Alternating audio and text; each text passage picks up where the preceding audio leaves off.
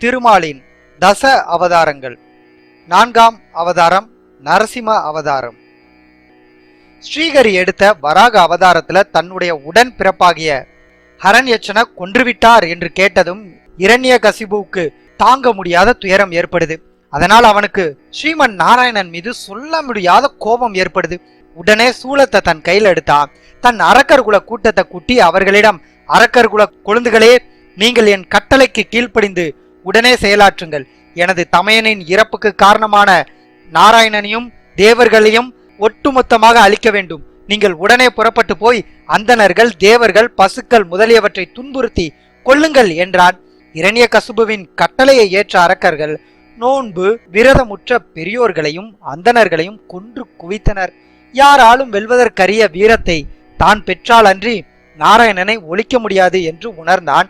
அழியாத ஆயுளையும் 3 உலகங்களையும் அடக்கி ஆளும் வல்லமையும் வேண்டி பரமனை நோக்கி தவம் செய்ய புறப்பட்டான். மந்திரமலை சாரலுக்கு வந்தான். கால்கட்டை விரலை தரையில் ஊன்றி நின்றான். கைகளை மேலே தூக்கினான். விண்ணுலகை நோக்கி நின்றான். ஊழி காலத்தில் காணும் சூரியனுடைய ஒளி கிரகணங்களைப் போல் செஞ்சடை விரிய காட்சியளித்தான்.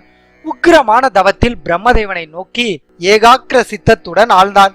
நாட்கள் கடக்குது, வருடங்கள் பல ஓடுது. இவனுடைய தவத்தால் எழுந்த யோக அக்னியின் தகைப்பை தாங்க முடியாம சகல ஜீவராசிகளும் வருந்தது. தலையில் இருந்து மேகக்கூட்டம் போன்ற புகை மண்டலம் எழுந்தது. 3 உலகத்தையும் அது சூழ்ந்தது. ஆறுகளும் சமுத்திரங்களும் கொந்தளித்தன. திசைகள் எங்கும் ஒரே தீப்பொறி கக்கி அனல் எரிந்தது. தேவர்கள் அவனுடைய தவ பலத்தினால் தாங்கள் பஸ்மமாகி விடுவோமோ அப்படின்னு பயப்படுறாங்க. தேவர்கள் உடனே பிரம்மா கிட்ட போய் முறையிட, பிரம்மாவிடம், தேவதேவா, உங்கள் பதவிக்கே ஆபத்து வரும் வகையில் இரணியன் தவம் இருந்து கொண்டு இருக்கிறான். அவனது தவத்தால் உண்டாகும் அக்னியை எங்களால் தாங்க முடியவில்லை. உடனே அவனது தவத்தை நிறுத்த ஏதாவது செய்யுங்கள் அப்படின்னு சொல்றாங்க. தேவர்கள் சொன்னதை கேட்ட பிரம்மா மந்திர மலை சாரலுக்கு வந்தார். அங்கே இரணியன் இருந்த இடத்தில் புற்றும் புதர்களும் முண்டி கிடந்தன. எறும்பு அரித்த தோளும் சதையும் மிஞ்சி எலும்புக்கூடாக இருந்தான். அவனை இந்த நிலையில் பார்த்து, இரணியா, உனக்கு என்ன வர வேண்டும் கேள் என்றார். அவன் மீது தன் கமண்டல தீர்த்தத்தை தெளித்தார். கட்டையில் மூண்ட தீயென இரணியன் வெளிவந்தான். உருகி வார்த்த பொன் மேனியுடன் பிரம்மதேவனை வணங்கினான். லோக பிதாவே, உங்களுடைய சிருஷ்டி எதனாலும் எனக்கு மரணம் சம்பவிக்க கூடாது. அது மட்டுமல்ல, எனக்கு உள்ளும் புறமும் பகலும் இரவிலும் விண்ணிலும் பூமியிலும் மரணம் ஏற்படக்கூடாது. எந்தவித ஆயுதங்களாலும் பிராணிகளாலும் மனிதர் தேவர் அசுரர்களாலும் எனக்கு மரணம் வரக்கூடாது. தேவர்களாலும் ஜெயிக்க முடியாத நான் நல்ல வல்லமையை வீரத்தை எனக்கு தாங்கள் தந்தருள வேண்டும். எனக்கு நிகர் நானாகத்தான் இருக்க வேண்டும். உலகத்தையும் நானே கட்டி ஆள வேண்டும். லோக பாலகருள் தேவரீராக தாங்கள் அனுபவிக்கும் பெருமையை நான் அடைய வேண்டும். யோகம், சமாதி, தவம் முதலியவற்றால் ஏற்படும் சக்திகள் அனைத்தும் எனக்கு வர செய்ய வேண்டும் அப்படின்னு வரம் கேட்டான். பிரம்மாவும் வேற வழி இல்ல, அவன் கேட்ட வரத்தை கொடுத்துட்டு மறைஞ்சிட்டாரு. இரணியனுக்கு இப்படி ஒரு வரத்தை பிரம்மா கொடுத்துட்டாரே அப்படின்னு தேவர்கள் அத்தனை பேரும் வருந்துறாங்க. வரத்தை பெற்று திரும்பிய இரணியன் தன் எண்ணத்தை உடனே நிறைவேற்றி கொண்டான். தேவலோகம் சென்று தேவேந்திரனை விரட்டினா. சொர்க்கலோகத்தை தன் ஆட்சிக்கு கீழே கொண்டு வந்தா. தேவேந்திர சிம்மாசனம் ஏறி அமராவதி பட்டினத்து அரண்மனையில் வாசம் செய்தான். வேள்விகள் மூலம் வரும் அவிர்வாகம் முழுவதையும் அவனே கிரகித்து கொண்டான். உலகையும் பல்லாண்டுகள் கொடுங்கோல் ஆட்சி செய்தான். அவனால் இழைக்கப்பட்ட தீமைகள் கொடுமைகளை பெருமாளிடம் சென்று தேவர்கள் முறையிட்டாங்க. காலம் காலமாக அனுபவித்த தேவர்களுடைய தியானத்தினால் ஸ்ரீமத் நாராயணன் அவர்களுக்கு அனுகிரகம் செய்தாரு. விரைவில் அவனை வதைப்பதாக அவர்களுக்கு அசிரீரி மூலம் அறிவித்தாரு. இந்த அரக்கர்களின் அரக்கனாகிய இரணியனின் கொடுங்கோலாட்சியை நான் அறிவேன். அதற்கு ஆவண செய்கிறேன், கொஞ்சம் பொறுத்திருங்கள். எவன் தேவர்கள், பசுக்கள், வேதங்கள், வேதியர் ஆகியோர் மீதும் என்னிடமும் பகைமை தலை தூக்குமோ அப்பொழுதே அவன் அழிந்து போவான். இந்த அரக்கராஜன் தன் மகன் பிரகலாதனை துன்புறுத்துவான். அப்பொழுது நான் அவனை கொல்ல சித்தமாவேன் என்றார். இரணியனுக்கு கிலாதன், பிரகலாதன், அணுகிலாதன், சமகிலாதன் என்று 4 புதல்வர்கள் பிறந்தாங்க. அவர்கள பிரகலாதன் மட்டும் சிறந்த விஷ்ணு பக்தனாக எப்பொழுதும் ஸ்ரீமன் நாராயணன் பெயரை உச்சரித்து கொண்டே இருந்தான். அசுரகுரு சுக்ராச்சாரியாருக்கு சண்டன், அமர்கன் என்று 2 பிள்ளைகள். இரணியன் அவர்களை தன் புதல்வர்களுக்கும் மற்றும் அரசியல் அதிகாரிகளுடைய குமாரர்களுக்கும் ஆசிரியராக இருந்து பணியாற்ற செய்தான். ஒரு நாள் இரணியன் தன் செல்வ குமாரனை மடியில் அமர்த்தி கொஞ்சி மகிழ்ந்தான். அது சமயம், குமாரா, நீ இத்தனை நாளும் என்ன கற்றாய்? அவற்றை எனக்கு சொல் அப்படின்னு சொல்லி கேட்கிறான். அப்பா, நான் கற்ற அனைத்தையும் எப்படி கூறுவது? ஏதாவது ஒரு கேள்வி கேளுங்கள், நான் பதில் சொல்றேன் அப்படின்னு சொன்னோடனே இரணியன் அவ்வாறே மனிதனுக்கு நலம் தருவது எது அப்படின்னு கேட்ட உடனே எவர் ஆசை பற்று முதலியவற்றை அறவே விட்டுவிட்டு அவைகள் எல்லாம் வெறும் மாயை, மாறாக ஸ்ரீஹரியே மெய்யான பொருள் என்று உணர்ந்து அவர் திருவடியை சரணடைபவர்கள் பாக்கியம் பெற்றவர்கள் அப்படின்னு பிரகலாதன் பதில் சொல்றான். பரம விரோதியான ஸ்ரீஹரியன் பேரை உச்சரிக்கிறானே அப்படின்னு சொல்லிட்டு சிறுவனை கடிந்து கொள்றார். அவனுக்கு பாடம் கற்பித்த ஆசிரியரை வர சொல்லுங்கள் அப்படின்னு சொல்றான். நாங்கள் பல முறை என்ன சொல்லிக் கொடுத்தாலும் காதில் போட்டுக்கொள்ளாமல் எல்லாம் ஸ்ரீஹரியின் செயல் என்று எங்கள் வார்த்தைகளை உதாசீனம் செய்தா, இதை தங்களிடம் எப்படி கூறுவது என்று இத்தனை காலம் நாங்களும் தயங்கினோம் அப்படின்னு சொல்றாங்க. ஏதோ அந்தலர்கள் இவனுக்கு தவறா கற்றுக் கொடுத்திருக்கிறார்கள், மற்றபடி சின்னஞ்சிறு பையனுக்கு இது தெரிந்திருக்க நியாயமில்லை அப்படின்னு நினைக்கிறான். ஆகவே யாரும் அணுகாதபடி இனி தனிமையில் அமர்த்தி பாடம் கற்பியுங்கள் அப்படின்னு ஆணையிடுறான்.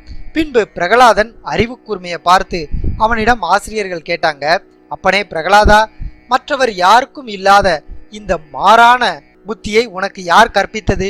இல்லை உனக்கு தானாக வந்ததா? உண்மையை சொல் அப்படின்னு சொல்லி கேட்கிறப்ப, நான் என்றும் நீ என்றும் பிரித்து பார்க்கும் புத்தி வெறும் மாயை, அவன் அருளால் பேதம் என்பது வெறும் பொய், அவனே மெய் என்பதை தெரிந்து கொள்ளலாம். எனக்கு கற்பித்தவன், கற்ற பொருள், கற்றதின் பயன் எல்லாம் அந்த ஸ்ரீமன் நாராயணனே, அவரை தவிர வேறில்லை அப்படின்னு பிரகலாதன் சொல்றான். பிறகு அறம், பொருள், இன்பம் பற்றி பாடம் சொல்லி கொடுத்து விட்டு அவனது தந்தையிடம் அழைத்து சென்றாங்க. மீண்டும் இரணியன் பிரகலாதனிடம், பிரகலாதா, நீ படித்ததில் மிக சிறப்பான ஒன்றை சொல், கேட்கிறேன் அப்படின்னு சொல்றப்ப அதற்கு பிரகலாதன், ஹரியின் கதைகளை கேட்க வேண்டும், அவன் லீலைகளை வாயார பேச வேண்டும், ஹரி உருவத்தை நினைக்க வேண்டும், ஹரியின் சேவையே உத்தமம் அப்படின்னு சொல்லி சொல்றான். ஹரி பூஜையே சிறந்தது, காலம் முழுவதும் ஹரியை பின்பற்ற வேண்டும் என்று ஸ்ரீமன் நாராயணனை புகழ்ந்து பேசுறான். அந்தணர்களே, நீங்களே ஆசிரியர்களாக இருந்து இதைத்தான் கற்றுக் கொடுத்தீர்களா அப்படின்னு சொல்லி கடுமையான குரல்ல இரணியன் கர்ஜிக்கிறான். ஆசிரியர்கள் நடுநடுங்கிய, அரசே, நாங்கள் இதை கற்றுக் கொடுக்கவில்லை அப்படின்னு சொல்லி சொல்றாங்க. உடனே குருமுகமாக அன்றி, இதையெல்லாம் நீ யாரிடம் கற்றாய் அப்படின்னு இரணியன் கேட்கிறப்ப அதுக்கு பிரகலாதன், தந்தையே, உலக இன்பங்களில் ஆசைப்பட்டு உழல்பவர்களுக்கு யார் சொல்லியும் பக்தி வராது, தானாகவும் பக்தி ஏற்படாது. ஆனால் முற்றிலும் துறந்த தொண்டருக்கே இறைவனை அறியும் பாக்கியம் கிடைக்கும் அப்படின்னு சொல்றான். இப்படி நாராயணன் நாமத்தை உச்சரிக்கும் இந்த பிள்ளை எனக்கு தேவையில்லை, இவனை கொன்று விடுங்கள் அப்படின்னு ஆணையிடுறான். அவனை எப்படி எல்லாமோ கொல்ல முயற்சி பண்றாங்க. இரணியனின் ஆட்கள் பிரகலாதனை ஒண்ணுமே செய்ய முடியல. உடனே தன் குருகுல சுக்கராச்சாரியரிடம் இதை பற்றி கேட்டே ஆக வேண்டும் என்ற முடிவோடு சிறுவனை ஆசிரியர்களிடம் ஒப்படைத்துவிட்டு சுக்கராச்சாரியர்கிட்ட போறான் இரணியன். ஆசிரியர்கள் மிக கண்டிப்போடு அவனுக்கு அசுர தர்மங்களை உபதேசிக்க முயற்சி செஞ்சாங்க. அவனோ தன் சக மாணவர்களுடன் விளையாட சென்றான். பிரகலாதன் தன் சகாக்களுக்கு ஹரியின் பெருமையும் புகழையும் எடுத்துரைத்து கொண்டிருந்தான். அப்பொழுது அந்த மாணவர்கள், பிரகலாதா, குருவிடம் உபதேசம் பெறாமல் இப்படி ஞானம் பேசும் அறிவு உனக்கு எப்படி வந்தது அப்படின்னு சொல்லி கேட்கிறப்ப, தோழர்களே, என் தந்தை பிரம்மாவை குறித்து அதீத பராக்கிரமமும் அழியா வாழ்வும் வளமும் தேடி மந்திரமலை சாரலில் உக்ரதவம் இருந்தார். அது சமயம் அவருக்கு பயந்திருந்த தேவர்கள் தைரியத்தோடு தம் தம் இருப்பிடம் வந்து அசுரர்களை தாக்கினார்கள். அசுர தலைவராகிய என் தந்தை இல்லாத காரணத்தால் அசுரர்கள் தேவர்களிடம் தோற்று ஓடினார்கள். இந்திரனோ அசுரேந்திர பட்டினத்தை சூறையாடினான். அது சமயம் கர்ப்பவதியாகிய என் தாயாரை பிடித்து இழுத்து கொண்டு போனார்கள். வழியில் நாரத மகரிஷியை சந்திக்க நேர்ந்தது. இந்திரனே, நீ கர்ப்பவதியான பெண்ணை, அதிலும் நிராதரவான ஒரு பெண்ணை இப்படி வருத்துவது தகாது. மேலும் இவர் பிறர் ஒருவருடைய மனைவி அல்லவா அப்படின்னு சொல்லி நாரதர் இந்திரனை கேட்டாரு. நாரதரை இந்திரன் வணங்கி, மகரிஷியே, அசுர மகிழ்ச்சியான இவளுக்கு இவளுடைய கர்ப்பத்தில் தேவர்களை வதைக்கும் சிசு உருபெற்று வருகிறது. இவளுக்கு நான் தற்சமயம் எந்த கேடும் செய்ய போவதில்லை. அவள் கருத்தரித்த உடன் எனது எதிரியை முளையிலேயே கிள்ளிவிட்டு இவளை பாதுகாப்புடன் அனுப்பி வைப்பேன் அப்படின்னு சொல்றான். இந்திரனே, நீ நினைக்கிறது முற்றிலும் தவறு. இவள் கருவில் வளரும் சிசு அசுரகுல பிறப்பாக இருந்தாலும் அந்த சிசு சிறந்த பாகவத உத்தமனாக விளங்கப் போகிறான். ஸ்ரீமன் நாராயணனிடம் அளவற்ற பக்தி கொண்டு அனைவராலும் போற்றப்படுவான். அவனால் உனக்கோ தேவர் குலத்துக்கோ எந்தவித தீங்கும் ஏற்படாது அப்படின்னு நாரதர் சொல்றாரு. இதை கேள்விப்பட்ட இந்திரன் மகிழ்ச்சி அடைஞ்சான். மேலும், நாரதரே, தங்கள் கருத்துப்படி இவளை பாதுகாப்புடன் அவளது இருப்பிடத்திற்கு அனுப்பிவிடுகிறேன் என்று கூறி அவளது காலடியை தொட்டு வணங்கினான். அதன் பிறகு, என் தாயாரை நாரதர் தன் ஆசிரமத்திற்கு அழைத்து சென்று ரட்சித்தார். என் தாய் கர்ப்பவதியாக இருந்ததால் அவளுக்கு தர்மங்களை உபதேசம் செய்தார். என் தந்தை தவம் முடிந்து திரும்பியதும் அவளை அனுப்பி வைத்தார்.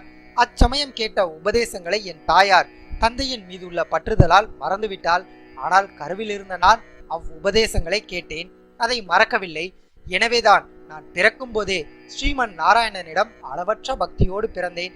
எனவே தோழர்களே, பிறப்பு, உருவாதல், வளர்த்தல், இளைத்தல், நசித்தல், இறப்பு முதலிய ஆறும் இந்த உடம்புக்கு மட்டும் உரியவை, ஆத்மாவிற்கு அல்ல என்பதை நீங்கள் மட்டுமே உணர வேண்டும். நாம் நம் பக்தியினால் மட்டுமே ஸ்ரீமன் நாராயணனை சந்தோஷமடைய செய்ய முடியும். தீய குணங்களை விட்டுவிட்டு நாள்தோறும் ஹரிபஜனை செய்ய வேண்டும் அப்படின்னு சொல்றான். இப்படி பாடம் கேட்க வந்த பிள்ளைகளிடம் பிரகலாதன் ஹரிபஜனை செய்வதை அறிந்த ஆசிரியர்கள் இரணியன் கிட்ட போய் முறையிடுறாங்க.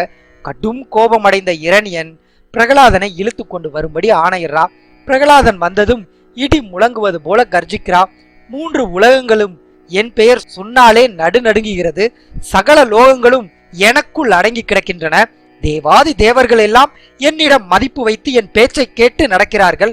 அப்படி இருக்க பரம விரோதியான ஸ்ரீமன் நாராயணன் என்னை விட எந்த விதத்தில் மேலானவனாகிவிட்டான் அப்படின்னு கேட்கிறப்ப பிரகலாதன் தந்தையை தலை தாழ்த்தி வணங்கியவாறு, தந்தையே, நீங்கள் லோக அதிபதிதான், தேவர்களும் உங்களுக்குள் அடக்கம்தான். ஆனால் ஸ்ரீமன் நாராயணன் ஒருவரே அனைத்து ஜீவராசிகளுக்கும் ஆதியானவர். அவரே சிருஷ்டி, திதி, சம்ஹாரம் ஆகிய 3 தொழிலுக்கும் அதிபதி. அப்படி இருக்க அவரை விட தாங்கள் எந்த விதத்தில் உயர்ந்தவர் என்று சொல்ல முடியும் அப்படின்னு சொல்லி கேட்கிறப்ப இதை கேட்ட இரணியனுக்கு கோபம் வருது. மடப்பதரே, எங்கும் நிறைந்திருக்கும் உன் ஸ்ரீமன் நாராயணன் இப்பொழுது எங்கே இருக்கிறான் அப்படின்னு சொல்லி கேட்கிறப்ப, தந்தையே, அவர் சர்வ வியாபி, அவர் இல்லாத இடமே இல்லை அப்படின்னு பிரகலாதன் சொல்றப்ப இரணியன் கடகடகடன் சிரிக்கிறான். டே பிரகலாதா, உன்னால் பிரலாபிக்கப்படும் அந்த ஸ்ரீகரி எங்கும் இருக்கிறான் என்றாயே, சரி, இப்பொழுது சொல், இதோ என் எதிரே இருக்கும் ஸ்தபத்தில் இருக்கிறானா இல்லையா, அதை பார்ப்போம். இப்பொழுதே நான் உன் தலை வேறாகவும் உடல் வேறாகவும் போகும்படி என் உடைவாளால் வெட்டி எறியப் போகிறேன். நீ சரண் புகுந்த ஸ்ரீமன் நாராயணன் வந்து உன்னை காப்பாற்றட்டும் அப்படின்னு சொல்லி பிரகலாதனம் மிரட்டான். தனது சிம்மாசனத்தில் இருந்து இறங்கி வந்து எதிரே இருந்த அந்த தூணை குத்திவிட்டு தன் உடைவாளை ஓங்கியவாறு நின்றான். அப்பொழுது அண்டமே பிளந்து விட்டது போன்ற ஓர் பேரருவம் அந்த தூணில் எழுந்தது. அவ்வோசை கேட்ட பிரம்ம தேவாதியர் அண்டங்களே அழிந்தது போல் அஞ்சி நடுங்கினாங்க. தன் மகனை வெட்டும் வெறியில இருந்த அசுரேந்திரனுக்கு அப்பேரொளியின் காரணம் தெரியல. தன்னிடம் அளவில்லா பக்தி கொண்ட பாலகன் பிரகலாதனின் சொல்லை மெய்யாக்க பரந்தாமன் அந்த தூணை பிளந்து வெளிவந்தார். அவரது தோற்றத்தை கண்ட இரணியன் அதிர்ந்தான். இது என்ன தோற்றம்? இது மனித உருவமும் இல்லை, மிருக உருவமும் இல்லை, மனித சிங்கம் போல் தெரிகிறதே அப்படின்னு நினைத்து திகைத்தான். நரசிம்ம மூர்த்தியாக அவதாரம் எடுத்த ஸ்ரீமன் நாராயணன் தோற்றத்தை கண்ட இரணியன் அச்சமுற்றா. அந்த நரசிம்ம மூர்த்தியின் தோற்றத்தை உற்று கவனித்தான். விண்ணை தொடுவது போன்ற நீண்டு வளர்ந்த நெடுமேனி, பிடரித்தலை மயிர்களால் தடித்த முகம், வீங்கிய கழுத்து, முகத்தில் உருக்கி வார்த்த பொன் போன்ற கண்கள், பெருமலை குலை போல திறந்திருக்கும் வாய், அதில் கோரை பற்கள், கூர்ந்த வாள் போன்ற தொங்கும் நாக்கு, தூக்கி நின்ற காதுகள், விரிந்த மார்பு, குறுகிய இடை, கூரிய ஆயுதம் போன்ற நீண்ட நகங்களுடன் கூடிய கைகள், யாரும் அருகே போக பயப்படும்படியான தோற்றம். ஸ்ரீமன் நாராயணன் தோற்றத்தை கண்ட அசுரர்கள் நாலாபுரமும் சிதறி ஓடுறாங்க. இதை கண்ட இரணியன் தன்னை கொல்ல ஸ்ரீமன் நாராயணன் எடுத்த அவதாரமே இது என்பதை உணர்ந்தான். தன் கதையை கையில் ஏந்தி நரசிம்மராய் அவதரித்த ஸ்ரீமன் நாராயணனை எதிர்கொண்டு மோதினான். எனினும் கதையால் தன்னை புடைக்க வந்த இரணியனை கைகளால் நரசிம்மர் பற்றினார். அவனை தூக்கி கொண்டு நிலை வாசலில் அமர்ந்து தன் தொடை மீது வைத்து கொண்டு கூர்ந்த தன் நீண்ட நகங்களால் இரணியனின் உடலை கீறி கிழித்தார். ரத்தம் பீரிட்டு பாய்ந்தது. நரசிம்மருடைய முகம் அக்னி பிளம்பாக காணப்பட்டது. நரசிம்மரின் உக்ரமான கோபம் தணியவில்லை. நரசிம்ம மூர்த்தியின் அகோர தோற்றம் கண்டு அவரிடம் நெருங்கவே அனைவரும் அஞ்சினாங்க. ஒவ்வொருவரும் அவருக்கு வந்தனம் செய்தனர். நாராயணனின் சீற்றம் குறையாததால தேவர்கள் ஸ்ரீதேவியை அங்கு வரும்படி கேட்டுக்கொண்டாங்க. அன்னையும் வந்து அடங்காத கோபத்தை கண்டு அஞ்சினாள். அந்நேரம் பிரகலாதனிடம் பிரம்மா சொன்னாரு, அப்பா பிரகலாதா, ஸ்ரீமன் நாராயணன் உன் தந்தை மீது கொண்ட கோபம் இன்னும் தணிந்ததாக தெரியவில்லை. நீ அவர் அருகே சென்று சாந்தப்படுத்து. அப்படின்னு சொல்றப்ப அவனும் அவ்வாறே மெல்ல மெல்ல நடந்து நரசிம்மமூர்த்தியிடம் சென்றான். கைகூப்பினான். அவரது திருவடி தொட்டு தரையில் விழுந்து வணங்கினான். தன் பாதங்களை பிடித்த பிரகலாதனை பார்த்து ஸ்ரீஹரி மனம் உருகினார். அவன் தலை மீது தன் தாமரைக்கரம் வைத்து வாழ்த்தினார். பெருமான் திருக்கரம் தீண்டியதும் அவனுக்கு மின்னலென மெய்யறிவு பிறந்தது. மயிர்கூச்செறிய தன் மனம் கசிந்து கண்ணீர் மல்கிய துதிபாடினான். அதுபோல பிரகலாதன் தான் அடைய விரும்பும் பதவியை அனைவருக்கும் அனுகிரகிக்க வேண்டும் என்று கேட்டுக்கொண்டதை அனைவரும் பாராட்டினார்கள். நரசிம்மரின் மனம் மகிழ்ந்தது. துதித்து பாடி நின்ற பாலகனிடம் உனக்கு வேண்டும் வரம் கேள் அப்படின்னு சொல்றாரு. அவனோ என் மனதில் எந்தவித கோரிக்கையும் இயலாமல் இருக்கும்படி தாங்கள் திருவருள் புரிய வேண்டும் அப்படின்னு வேண்டுனா. மனம் மகிழ்ந்து ஸ்ரீமன் நாராயணன் பிரகலாதனை அசுரேந்திரத்திற்கு அரசனாக இருக்கும்படி அனுகிரகித்தார். மேலும் நீ பிறந்த புண்ணியம் உன் தகப்பனோடு 21 மூதாதையரும் கடைதேறினர் என்று அருளி செய்தார். பிரகலாதன் தந்தைக்கு செய்ய வேண்டிய ஈமக்கிரியைகளை செய்தான். பிரம்மாதி தேவர்கள் முன்னிலையில் முனிவர்கள் ஆசியுடன் சுக்ராச்சாரியார் பிரகலாதனை அசுரேந்திரனாக முடிசூட்டினார். மீண்டும் அடுத்த அவதாரத்தில் சந்திக்கலாம்.